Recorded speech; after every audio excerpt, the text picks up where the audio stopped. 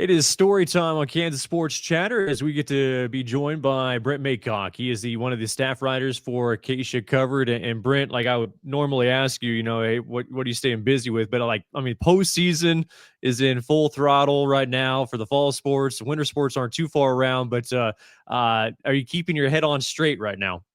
Yeah, let's not talk about winter sports just yet. Let's get through the fall season. But yeah, just got back from state golf yesterday. I was down in Hutchinson watching Addison Douglas become the fourth girl ever in state history to win 4 state titles.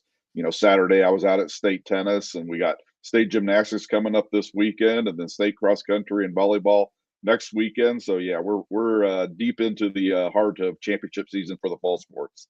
When you go throughout the season, you get so many great stories on, whether it's a recap of a ball game or a game coming up or a player that's, standing out. But you also get some really special features as well. And a big story out of Nemaha Central that you've been covering really well, Brent.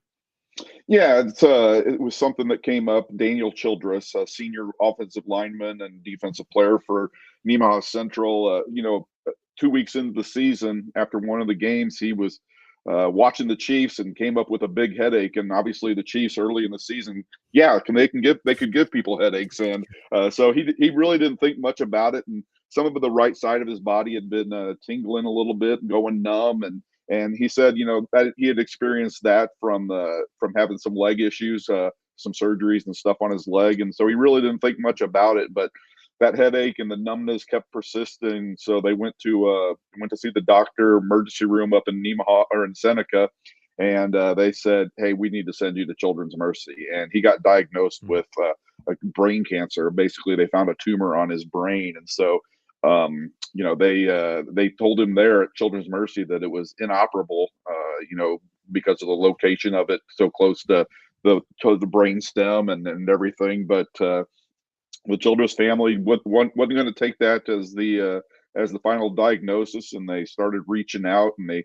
found a doctor down at St. Jude's Hospital in Memphis, a great children's hospital, who was willing to do the surgery. And so there's another adjoining hospital that kind of deals with that, Le Bonhomme, down there. And so they went down there, and he had brain surgery, and that would have been let's see, what day I think was that, like October 7th or something like that. Okay. So he had brain surgery, and the crazy thing about it is, you think somebody going through brain surgery, they're going to be in the hospital for an extended time. You don't know what their physical capabilities are, what their mental faculties will be about them.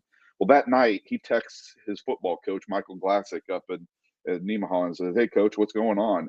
And I talked to Michael, and he was just stunned. He's like, "What are you doing? What are you doing texting me?" And so they had a little conversation, and then a couple days later, he said, "Coach, I think I'm going to come back for the Sabetha game. It's the biggest rivalry game for Nemaha Central Sabetha. It's just a great rivalry, and so he's like, "Oh, don't tell anybody." And so he told Glatzik, and he told Kelly Williams, the AD up at Nemaha Central, "Hey, I'm coming back for the game." And then he shows up and goes in the locker room, and of course, all the Nemaha Central kids just go crazy.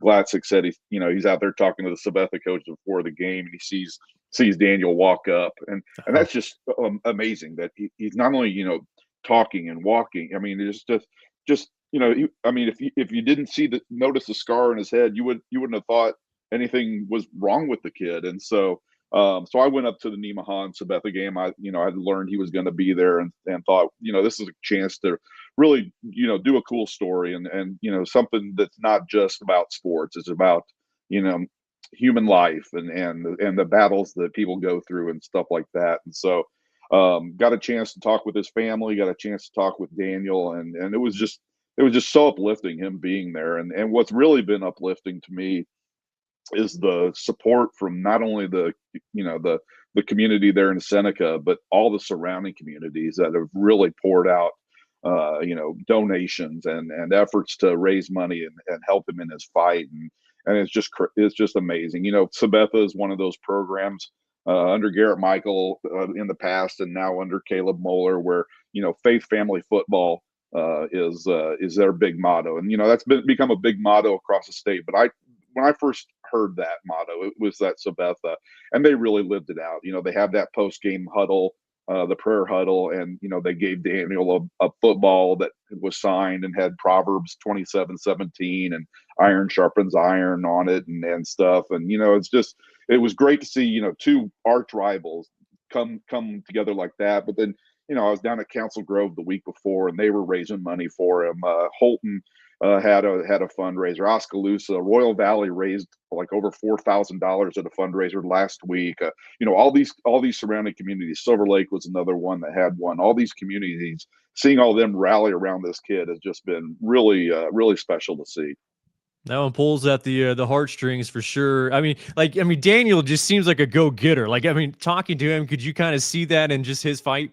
Yeah, he said, first things first. He says, I have this wrestler mentality, and he said, and even when I go out on in my wrestling matches, and obviously he's not wrestling anymore. He said, there wasn't losing, there was always winning and making progress. And if he got beat, he got beat, but he felt he was making progress. And so he said, he kind of applies that to this battle. He said, I just refuse to lose. I'm gonna either win or I'm gonna make progress. And so seeing a kid that's 17, 18 years old have that kind of just determination and what will and all that, because you get a diagnosis of brain cancer, that's a bad Yeah. gut punch, man. I mean, Yeah.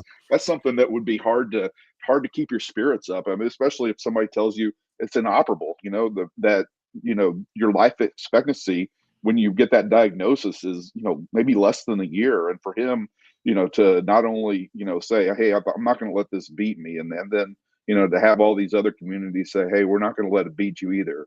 It's just crazy. The fact that you got to sit there and talk to this kid 8 days after he had brain surgery is just blows my mind. It blew my mind. And we got up and after the interview, and I went to shake his hand, and he came in for a hug, and I'm like, heck yeah, I'll hug you, buddy. I mean, it was just go get him, and he's got that mentality, and it's something that people can learn a big lesson from, I think. Amazing coverage, Brent. Appreciate it. We'll talk to you soon. All right, sounds good, Cole. That is Brent Maycock, one of the staff writers for Acacia Cover. That'll do it for Storytime.